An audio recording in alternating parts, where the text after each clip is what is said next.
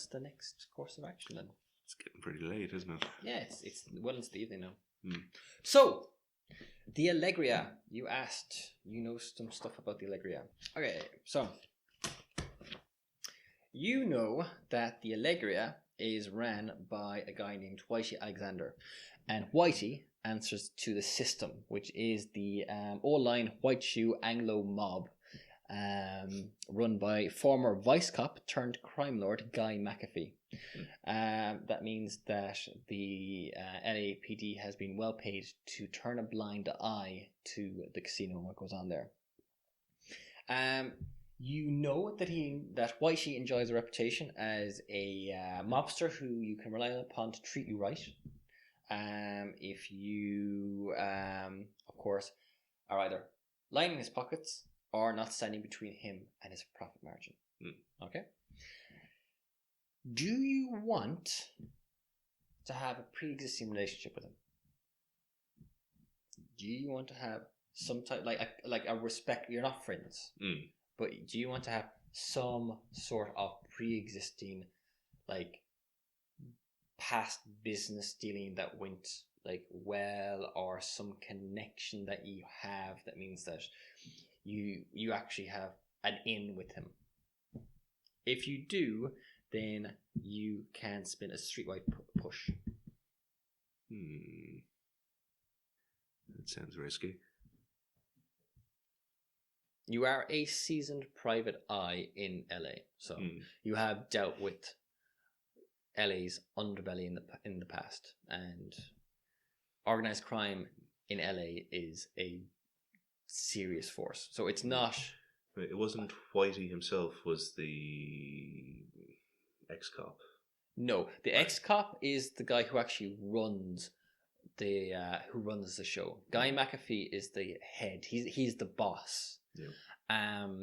However, Whitey Alexander is the guy who is running this casino, the Allegria. So. Right. Perhaps I knew him before he got into organized crime. Okay, yeah.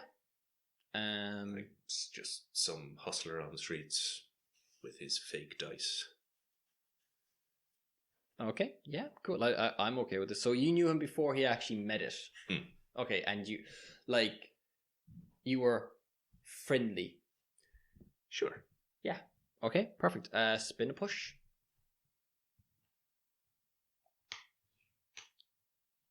All right. So basically, his attitude is along the lines of, "For a dick, you're all right." You know. For a murdering scumbag, he's not so bad. All right. So, are you going to call on the Allegria now? At this point of the evening, it is now it wouldn't open until like supper time. So it's actually starting to get to the point now where get back to the office, make myself a little more presentable, perhaps. Perfect. Yeah. Turn around. Probably shave. Done. Put on your same suit. I probably don't have another. Okay. And you head out. All right. So you know where the Allegria is. Might be a dry cleaner or something. At the end of a long sloping road in the suburb of Burbank, not far away from Warner's, Universal and Disney Studios, nestling is a sprawling ranch-style house, which is where the Allegria calls home. So, there wasn't any messages from Margaret Deacon at the office while I was there, were there? No, right. Not yet. Okay. Yeah. Though, as has already been pointed out to you, your landlord is not your secretary. So she may have rang and you weren't there, or she may have rang and gotten through to your landlord. Yeah. So the Allegra this place is swish. It's a swanky joint. It's a high end place. Don't forget, this is before Las Vegas is a thing. You walk in the door, you pass Chico Marx. He's grousing about his losses with the hat check girl. There's a chanteuse in his slinky silk evening gown, warbling call porters in the still of the night, in the lounge beside the main hall. Bing Crosby is there, and he's nodding appreciatively. in the big room as he throws dice at the craps tables. Roulette and blackjack games play all around. So you can see that there are a number of wide-shouldered watchers scattered out the rooms, with guns bulging beneath their tuxedo jackets. And you know from the last time that you were here that he's bumped up security. Okay, so as you kind of enter the main hall, you spot a face that you recognize. Yeah. So Burl Treehorn is kind of standing quite close to one of the craps tables, and you recognize him as being one of Whitey's guys and somebody who you vaguely know. You've been here a few times before, casually. Broke. You are broke for good reason. You've chatted with Burl on a couple of occasions. He knows that you and his boss go back a little bit, so he's kind of like, even though that you're not exactly like, you're not a big roller or you're not a whale by any description, he's respectful, he's not going to just like turn you out on your heel or anything like that. So as you cross the actual floor, he notices you as well and kind of gives you a nod. Burl, wasn't it? Yep. Right. Evening, Burl. Dix. Any sign of Whitey? Yeah, he's in the back. You looking for him? I'd like a word with him at some point tonight if it's not too much trouble. Alright. Hang around here for a few minutes. I'll see if he's free to see you. Thanks, Burl. He turns around, he walks away, heads around towards the back where Whitey's office is. I'll prop up the bar while he does. Yeah, and as you do, you're looking around, and you're kind of taking in the action, and Bing Crosby. It was him. It was Bing Crosby. All along. That's a twist. So we have a challenge. Oh. Yes, because it's very hard to resist the lure of the tables. So this is to see how well you handle the temptation. Okay. So an advance on this is a 7+, and it's a cool roll. I've got one die. Okay. So do you want to take a penalty, or do you want just to take, take a chance on the dice roll? Or do you have something that you could spend? So this is a cool roll. I don't think I can spend broke. No, you definitely can't. Well, I've got quick reactions. Slot machines? No. No, nice try. I appreciate where you're going with that. So either you can take a chance on the roll. Mm-hmm. All right, the it's only the advance is a 7+. All right, yeah. So that's the best results. You can take the extra problem if you want an extra dice, but it's up to you. And I have no idea what that extra problem will be. No idea. But I'll get 2 dice. Did you say? You get 2 dice. Screw it. Problem me. All right. Right, you get 2 dice. So roll the dice first. So dice number 1, a 3. Dice number 2, a 4. So we get 7. Congratulations. All right. So gambling is for suckers, and you're not a sucker. So as you watch the other fiends set their money on fire, you wait patiently to talk for Whitey, and you gain the edge. Self-possessed. Oh, I got that before. You had that before, so you get that back. So edges and problems can actually stack, so it's possible to get the same one multiple times. However, you did take the problem to get the dice. So let's see what the problem is. Oh, it's your discretion. No. I'm just not sure what it is myself. I know what it is, but I don't know what exactly it is. Right. Okay, so Tempted, please read that out. Resisting that old vice of yours took more out of you than you'd prefer to admit.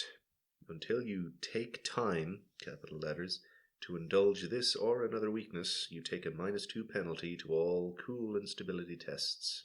So taking time is actually very much what it says. You take a break from what you're doing. Obviously that costs you in the sense that time passes, which could be spent on other things, and if the matter that you're looking into is urgent, then that goes against you. However, if you feel you can afford to take a break and kind of regain your composure, then taking time is how you actually can get rid of that particular problem card. Okay, so moving on. You're there, kind of like, as I said, propping up the bar. You manage to kind of keep yourself away from the tables, though you do find that you've already taken 2 or 3 drinks before you even realised it. They're subtle.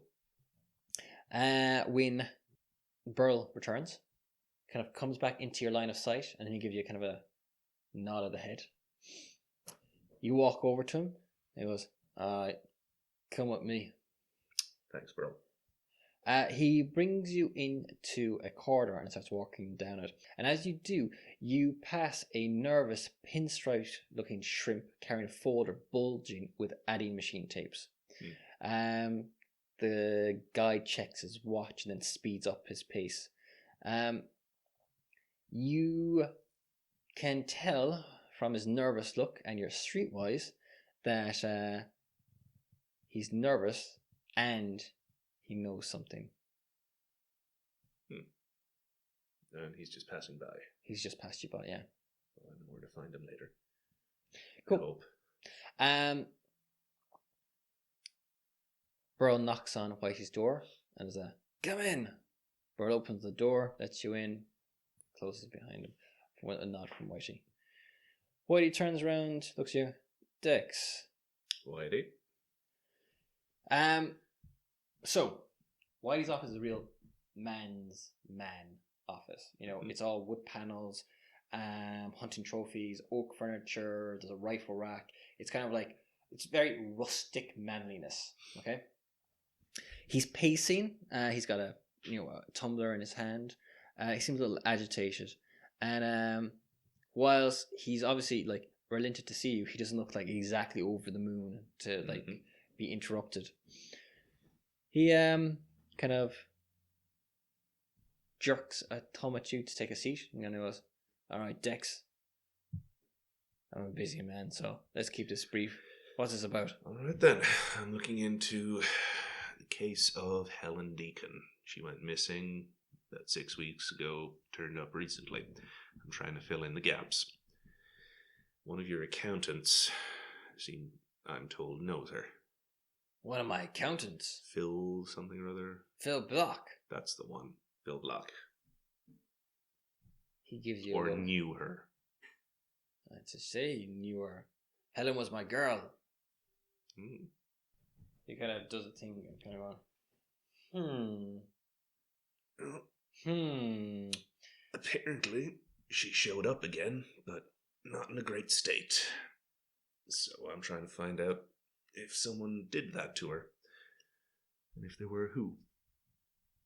He gives you a glare. And are you looking at me? No. I came here because I learned from some idiot reporter that she visited Phil Block at some point. You can see that he looks like he's not sure if he should be angry or just confused about this. Okay, Dex. Here's the thing. Helen was my girl, alright? I don't know what happened to her. I certainly didn't do it. I love that girl. But, look, it wasn't exactly one of those things that we could, advertise it. I take it you've met her family. Yeah, afraid so. Yeah, well, her sister is a real piece of work, alright? Her father, he's a degenerate. Gambler. Debt up to his eyeballs. Now, obviously, I was gracious enough to turn a blind eye on that once myself and Helen got together.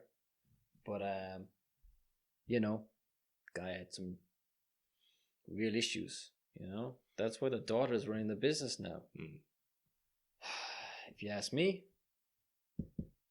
it's the sister must have done this to her. You know, Helen, a very sensitive, very nice girl. Margaret with her airs and her graces, you know.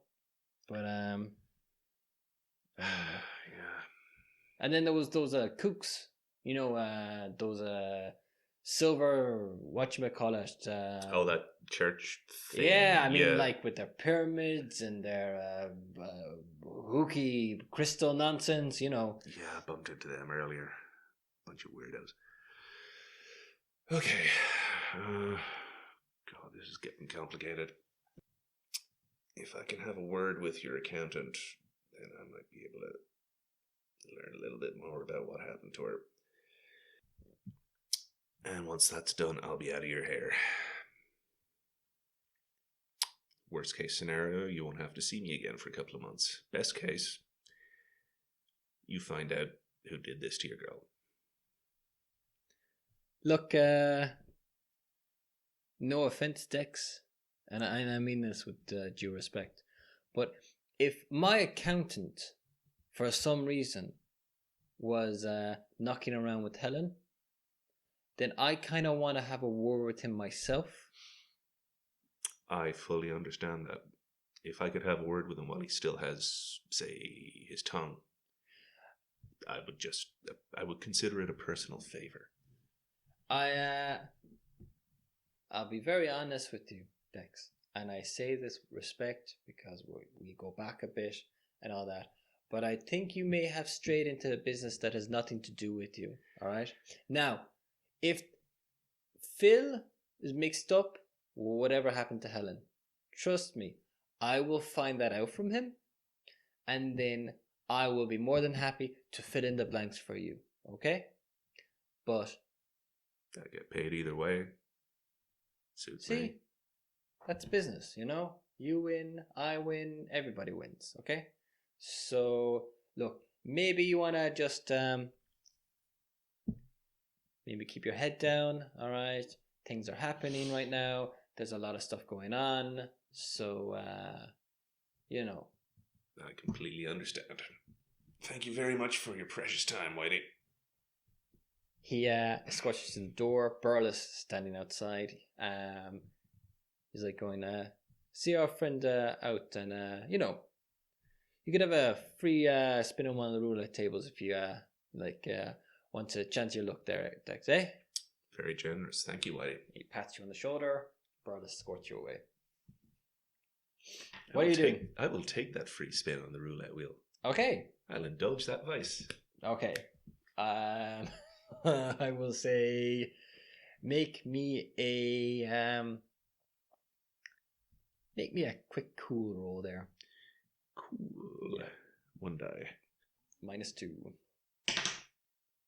-1. Yeah. I'm guessing I don't win big. No. Planned it that way, of course. You burn through the rest of your remaining cash in your pocket as 1 spin turns into 6, turns into 7, and only Burl kind of putting kind of like a hand on your shoulder and going, Dex, I think you may have run your course tonight, eh? Bit of a cold streak. Fair enough, Burl. And kind of I'll finish my drink and leave. Yeah. Okay. Finish the bourbon in my office. So you walk outside. Yep. All right. Cool. As you start to walk outside, a explosion rips through a car parked in the parking lot. That was quick. An orange fireball throws the car up into the air. It lands on its back, crushing a couple of vehicles parked beside it, and fiery debris comes hurtling all around, including towards you. Ooh. This is an athletics check at an advance on a +10. That's the advance. So. That's good. I'll try it with just the 2 die. Okay, cool. Dice. First dice. 4. Okay. 2, 6. 6, okay. You aren't hurt, but your clothes are singed. You might get a couple of smart aleck remarks about that until you get home to change into a new suit. Or maybe have to stretch to actually get yourself a new suit in the morning. I'll put that down to expenses. As you kind of like you get hurled onto your ass by the explosion, but you're unhurt otherwise. But as you are kind of like sitting up, you spot a couple of guys sitting in a dinged up Ford coupe. Unlike everyone else who is literally spilling out of the casino into the parking lot, they are as cool as cucumbers. And moments after noticing them, the driver turns the key in the ignition and starts to drive off. If you want, you can make a streetwise push, in which case you might recognize the two guys. Or you can also choose to stick around and see what happens in the aftermath of the explosion. Or you could try and shadow the two guys. Two guys. Can I do combinations of those? It's like if you can, because it's all happening in the moment. If you want to spin a push on Streetwise, you might recognize them from around the town. Or you can just wait and see what happens in the aftermath of the explosion, which means waiting here at the casino. Or if you want, you can try and follow these guys. We'll go with the Streetwise push. Perfect. All right, cool. So spin the push. God, you burn through these quickly. So as you are there, you're kind of a little kind of like shaken by what's just happened, but not stirred, and you get a clear view of the two guys sitting in the car, and you recognize them as a couple of goons you've seen hanging around the A.M. Hiller and Co. magazine and newspaper warehouse down on Pico Street near Grand. You clock them. You remember them because there's a lot of shady characters have been hanging around the loading docks there over the last year or so. And anytime you've passed by, you've always kind of kept an eye out for who was actually knocking around there. So those two guys are definitely faces that you've seen down there before on a few occasions. Yeah.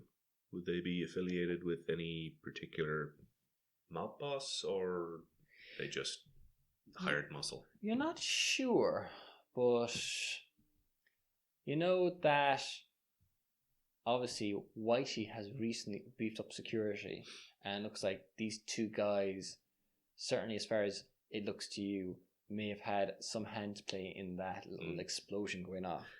As you are there, though, because do you hang around then to see what happens next? I might as well, yeah. Okay. I'm a bit shaken after all. You see Bing Crosby come rushing out of the casino along with many others, and he starts to groan when he realizes that it was his car that got blown up. Whitey and Burl are flanking him at the time, and they grab him when his knees start to give out. You hear Whitey saying into his ear, "This wasn't aimed at you, Mr. Crosby. It's a message for me." He kind of hustles Bing away, and you see Burl ushering him into a car and driving him away. What are you doing? Those fuckers owe me a new suit. I think it's time for some sleep. Okay. I might go down the docks tomorrow and see if I can find these two shady individuals. It isn't actually on the docks or anything like that. Yeah. Pico Street. Pico Street, sorry, yeah. Yes. Cool. Right. The only thing that I will say to you is that you know from your Streetwise that your accountant, Phil Block, if you want to talk to him, you have a very narrow window, because it sounds like you may have just tipped off Whitey that he and Helen were into something together. Now, it might be completely innocent, but there's nothing like a gangster's maul and his accountant canoodling to make any good mob boss want to ask some pointed questions. So I think you, as an experienced I will PI, go visit him now, yes. might know that. All right. You have his address from Spion. Yep. Cool. Right. So, how are you doing this? All polite like. All right. So it's around 10 Mm-hmm. by the time you actually kind of pull up outside. It's a it's the address is inside of like a an apartment block. It's in Echo Park. It's a drab looking place. There's a doorman at the door. He kind of like looks at you as you approach and going, Evening. Is Phil home? I believe so, sir. I'm afraid it's a bit late though. I know, but it's quite urgent.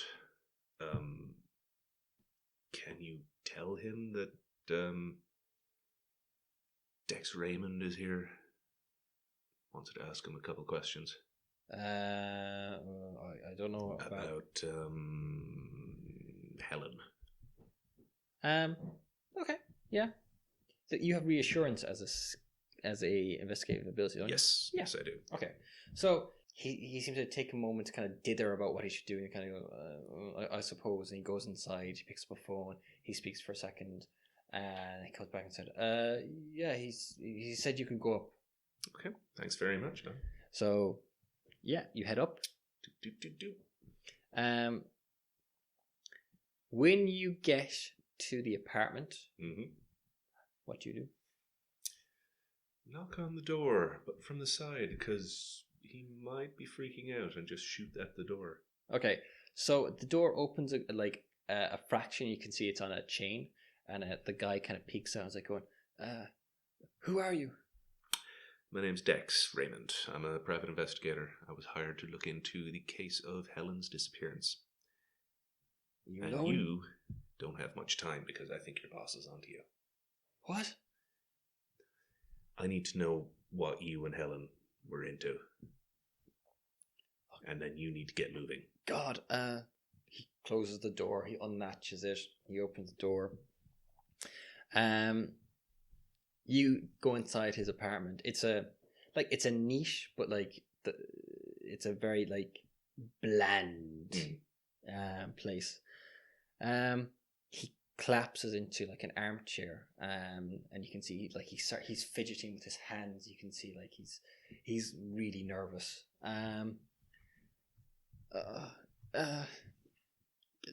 Damn it! I knew I knew I shouldn't have got mixed up with her. Oh, God, he's gonna kill me. He's gonna kill me. Calm down. You can get away from them, but you're gonna have to move quickly. What I need to know before you do that is what you and Helen were involved with. Okay, look, Helen, right? She In fact, let's walk and talk to your car so you can get the hell out of Dodge. Okay, as soon as yeah, we're done. Yeah. I just need to I grab some clothes, and he goes over to a wardrobe, pulls down a suitcase, starts loading up stuff. He starts pulling clothes down off hangers and pulling things out from dressers, and just pouring them into the suitcase. Look, Helen, she came on to me like real hot and strong, and I knew I shouldn't have got mixed up with her, but look at me, I couldn't get a dame like her, and God, she was so out of my league. I mean, but she But she wanted something from you. We met in a hotel, and she told me she was looking for a copy of Whitey's books, and I said I should have told her no, but I said I'd do it, and I gave her a copy, and I don't know. I don't know what she wanted with them, but How long ago was this? back I don't know, 6-7 weeks ago, something like that. Maybe a couple of months. I'm not sure. I don't know what she was up to. He kind of looks at you in desperation. Is like going, and then this guy, this Spielman's guy showed up, and he's like, he started asking, showing me photos of me and him leaving the hotel, and if Whitey saw that, he'd have killed me, but he thought I was. He seemed to think I was mixed up with some commies, and I don't know. Look, Whitey's been skimming from Guy McAfee, okay? But I don't know. I don't know what she gained out of, like, I don't know. That's fine.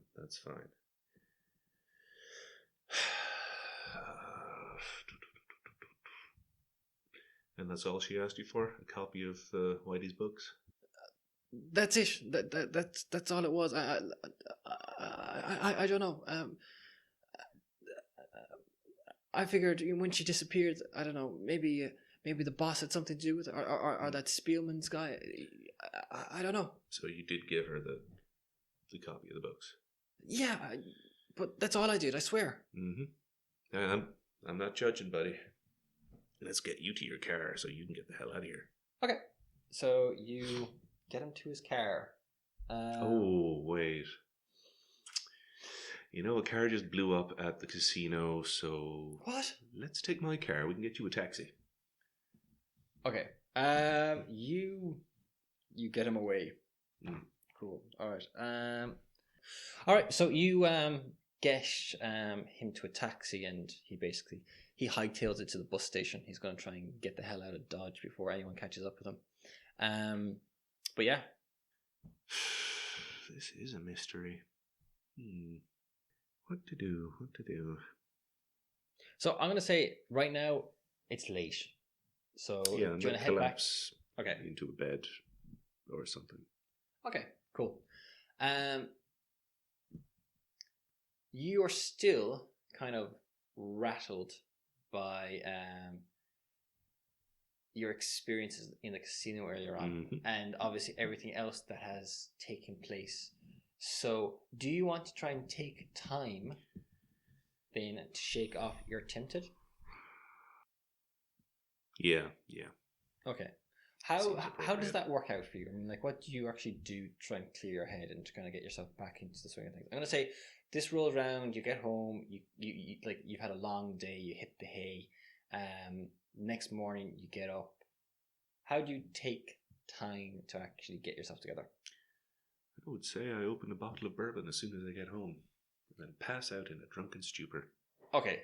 Waking up very much late the next morning, early afternoon. Yeah. So it's lunchtime the next day before you're fit to kind of get out of your office again. Perfect. I'm happy enough to take that as your taking time. Done.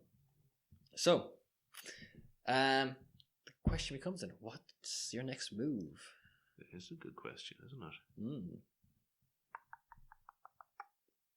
If you want, I'd be happy to let you spin a push on a streetwise roll to get to kind of have an idea in your head of the current like underworld situation in LA.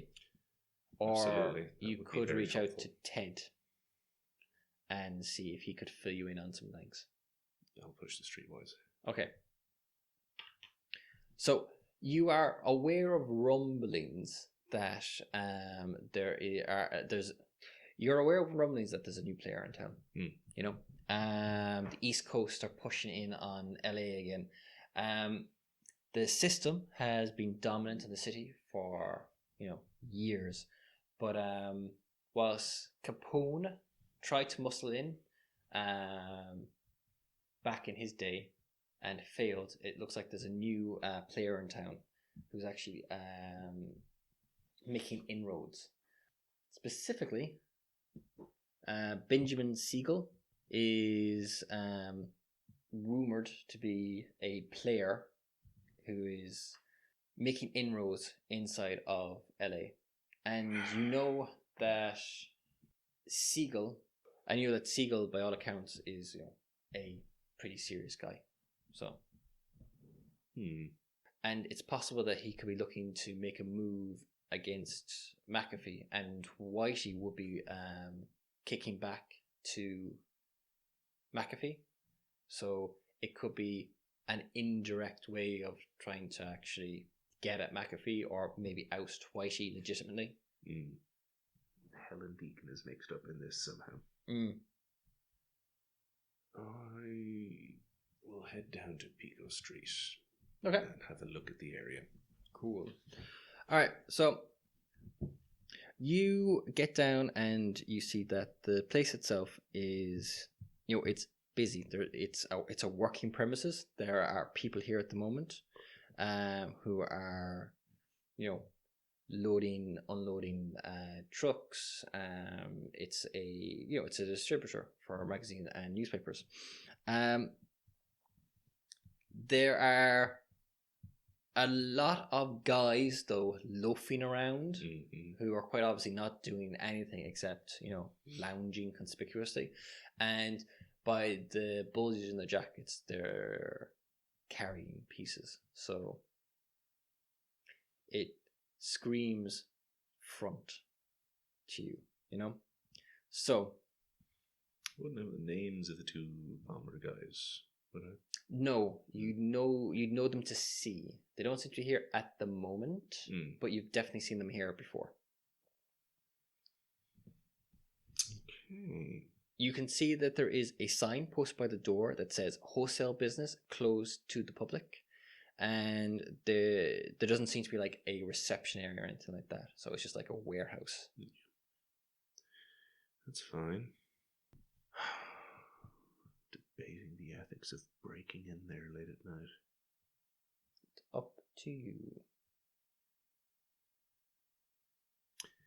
Yeah, I might give that a go later. But first, I don't suppose it would be at all possible to visit Helen. Yeah, if you want to organize it, it may be possible. Okay. Right. So you I'll take some of those hippie pamphlets with me to see if any of those will help. Okay. So you make a phone call. I presume in advance, or do you show up at the house? Phone call in advance. Okay. You ring. You get through. It's the same guy. It's like, hello, Deacon residence. Hello, it's Dexter Raymond again. I was hoping I could arrange for an interview with Helen. Just one moment, sir. And there's a pause and there's a click, and they're going, hello, Dexter. Margaret here. Have you any news? Ms. Deacon. I've been following down every lead I can, and it seems your sister was involved with some interesting groups. I'd like to have a word with her myself to see if she could confirm or deny anything. I understand she's not speaking very much, but some body language might give something away. You can hear there's a real reluctance in her voice. She says this, I don't think that you'll learn anything from her, but if you really feel that you must, then can you call around this afternoon? That's perfect. Yes, thank you. Say 3 o'clock. Ideal. I'll be there.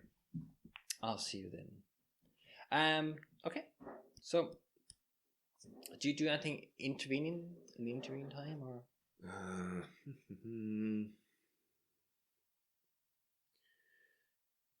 Might be good for Ted's career to know that there's a copy of Whitey's books going around somewhere.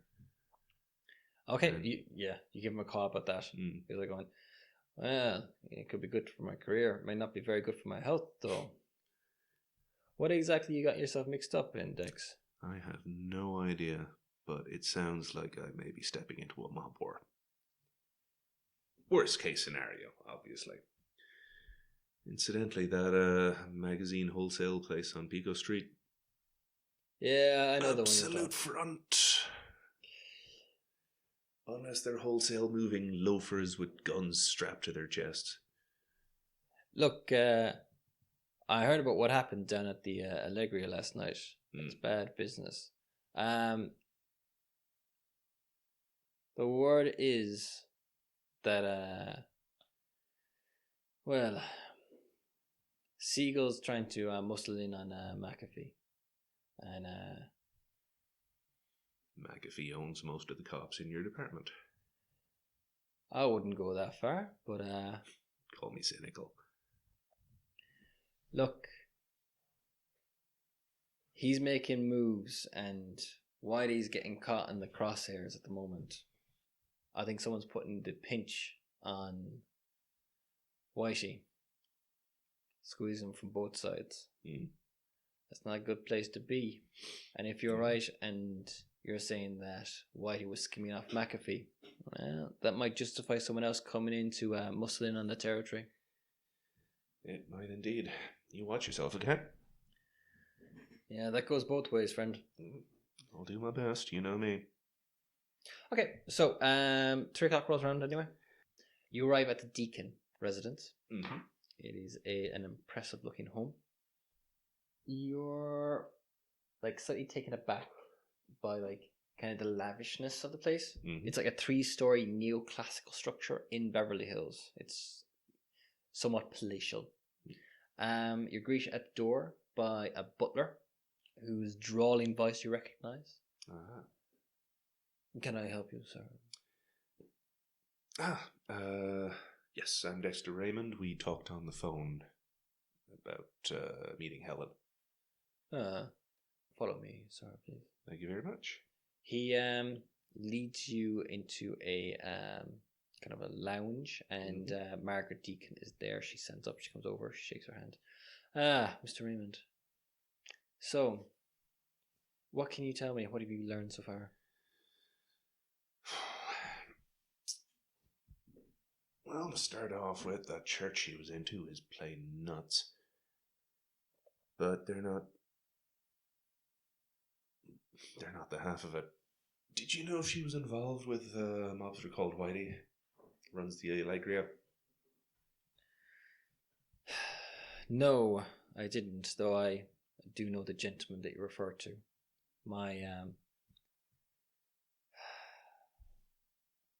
My father, unfortunately, has a gambling problem.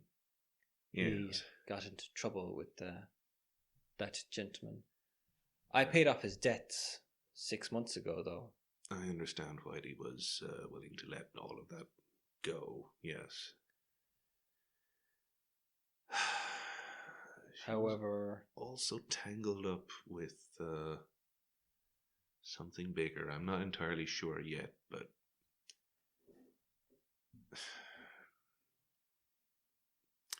well, if he's still alive, Whitey's accountant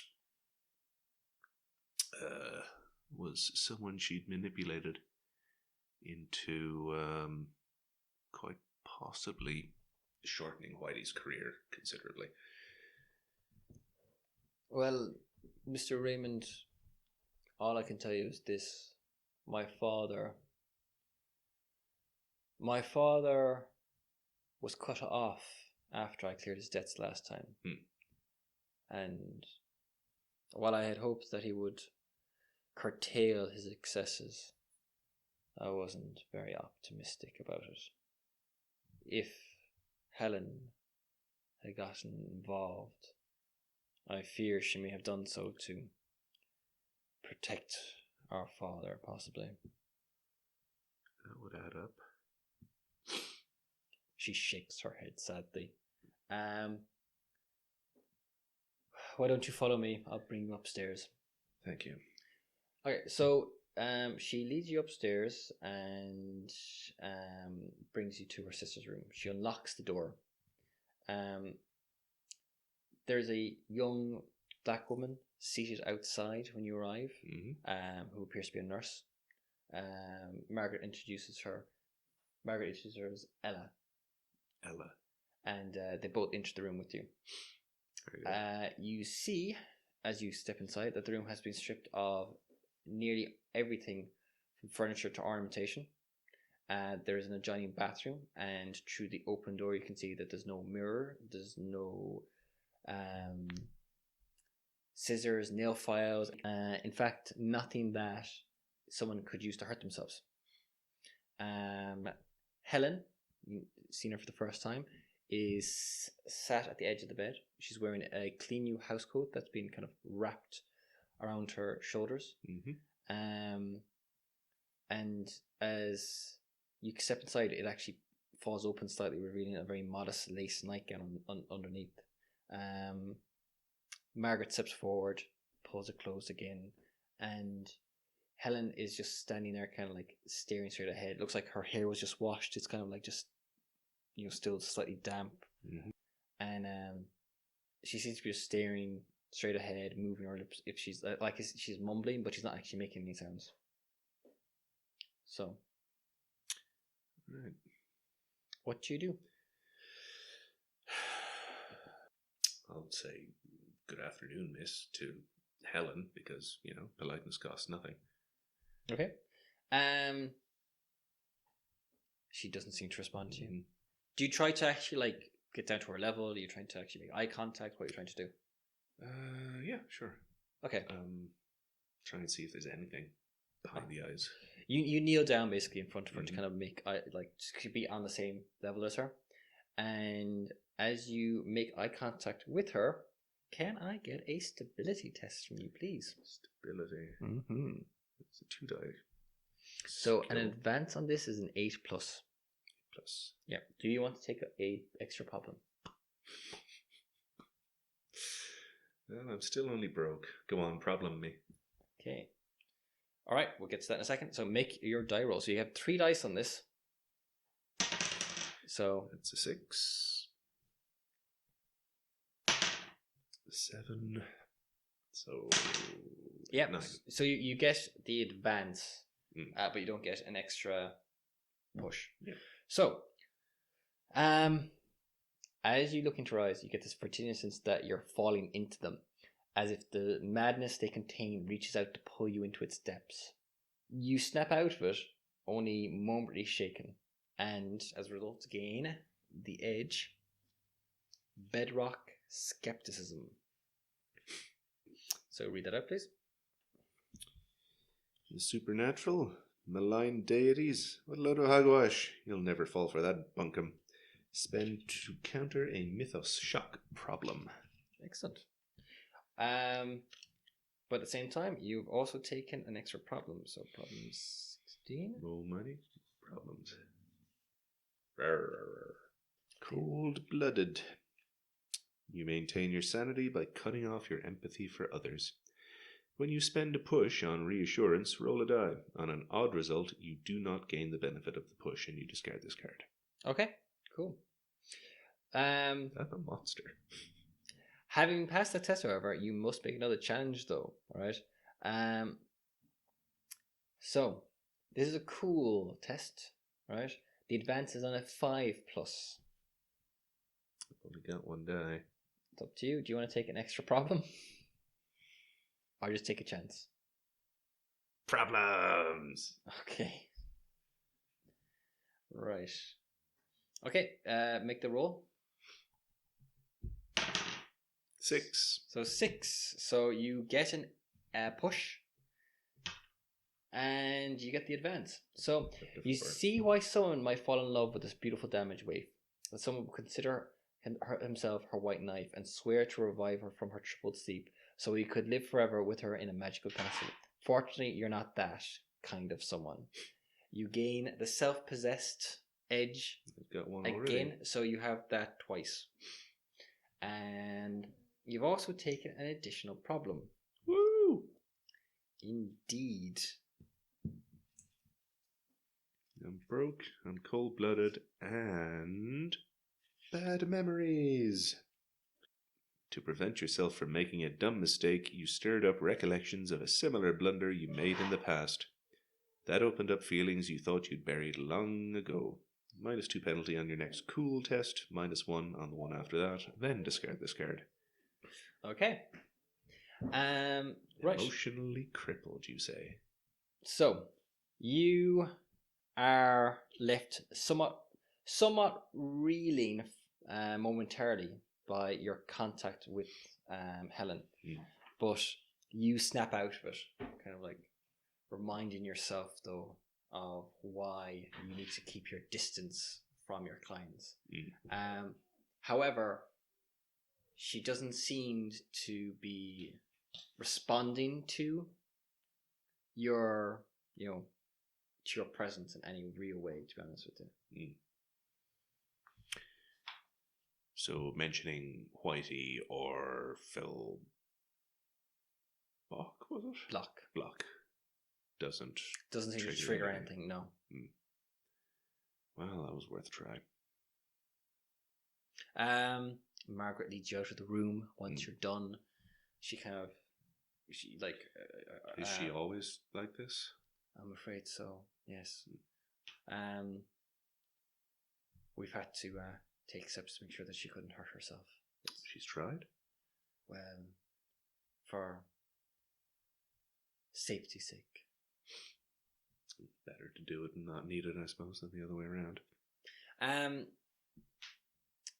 She brings you downstairs. She offers you the coffee. She'll chat with you for a while. Are you asking any questions more of her, or do you want to just like roll through the would be a good politeness of this option to yeah, I could probably delve a little deeper into the backstory between their family and the mob there. It's from her perspective, it's all rather sad. Her mother passed away 2 years ago. Her father effectively relinquished control of the company at that point and left Margaret and Helen in charge of the business so that he could essentially indulge his vices, his worst aspects kind of came out to play. Drinking, gambling, she presumes worse. When he got into debt with Whitey, she agreed to clear his debt, but as far as she's concerned, the business isn't a bank for him to be able to tap whenever he wants. They've got shareholders that they have to be accountable for, so she told him in no uncertain terms that she wouldn't bail him out again. And that is as much as she was aware of. The news that Helen and Whitey were in some kind of a relationship is news to her. It doesn't exactly surprise her, but it does sadden her, and she does seem suspicious that it might have been something to do with her father's gambling again. Is their father still alive? He is. On the premises? He might be. She says, if you don't mind waiting here for a moment, I can check and see. She leaves the room. She goes out. She has a conversation with Wheatcroft, the butler, who disappears. After a few minutes, a man appears downstairs. Margaret kind of hovers at the door, and then she leaves the two of you to talk, basically. He is a kind of a portly, balding, somewhat jolly-looking man in his 60s, maybe 70s. And you see that he's well groomed, but there's this slightly disheveled air about him. He comes in, sees you, and kind of wanders over. Mr. Raymond, is it? Mr. Deacon, I presume. Yes. Nice to meet you, sir. Margaret was saying you might want to have a word with me about something. Oh, this terrible thing that has happened to my poor dear Helen. Oh, indeed, my little girl. I'm looking to fill the gaps between what happened, the gaps in what happened between her disappearance and her resurfacing. Well, I have to admit, I think it was that Marshall fellow, that writer that she was involved in. Oh yes, a very fishy character, if you ask me, into all kinds of shady dealings. I met him earlier. He took a swing at me. I'm not surprised. Yes, a hell of a temper. Yes, very much so. Yeah, as soon as he opened the door, in fact. I don't trust him myself. But tell me, Do you know of a casino called the Allegria? I'm passingly familiar with it. Yes, I may have frequented there once or twice in the past. I was there myself. It turns out myself and the owner, Whitey, we go back a ways. I used to know him before he made it big, shall we say. Can I ask, are you trying to be reassuring, which doesn't sound like what you are, or are you trying to be vaguely threatening in a I know who you owe money to sort of way? And is it intimidation? Reassurance is... I was going for reassuring, but it sounded more threatening to me. I don't know. It's just like when I know the person who... You know what I mean? Is that... That's why I was asking. I didn't mean it, but yeah, let's go with threatening. Why not? Let's see where this goes. Okay. He kind of like, he starts to pale visibly at the mention of Waishi and the fact that you're friends with Waishi. He's like going, look, I'll pay him back the money. I promise. I swear. I'll get it somehow. Oh, right. No, I wasn't talking about that. Do you owe money? Look, please don't. Like you don't need to. You don't need to play games with me. Tell Mr. Alexander. I'll find the money somehow. That's fine, Mr. Deacon. We all believe you. I just wanted to know more about events leading up to Helen's disappearance. Apparently, she had gotten herself involved with Mr. Alexander. Look, I know. Look, I'm just a stupid old man. I'm just a foolish old man, and after my wife died, I just.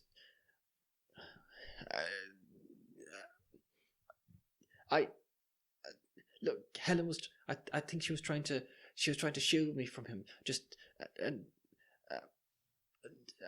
I'm not proud of the fact that I let my daughter do that to shield me from my debts.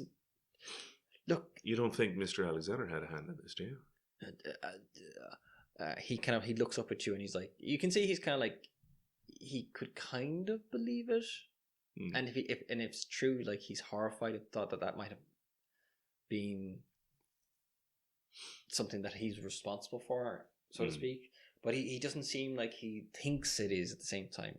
You can tell from the look on his face that he certainly believes that it's something that Whitey could do, but he hadn't thought that he had done it. If that makes sense. So, yeah, you don't know anything about the weird hippie cult that your daughter was involved in before she went missing, do you? No, nothing really. To be honest with you.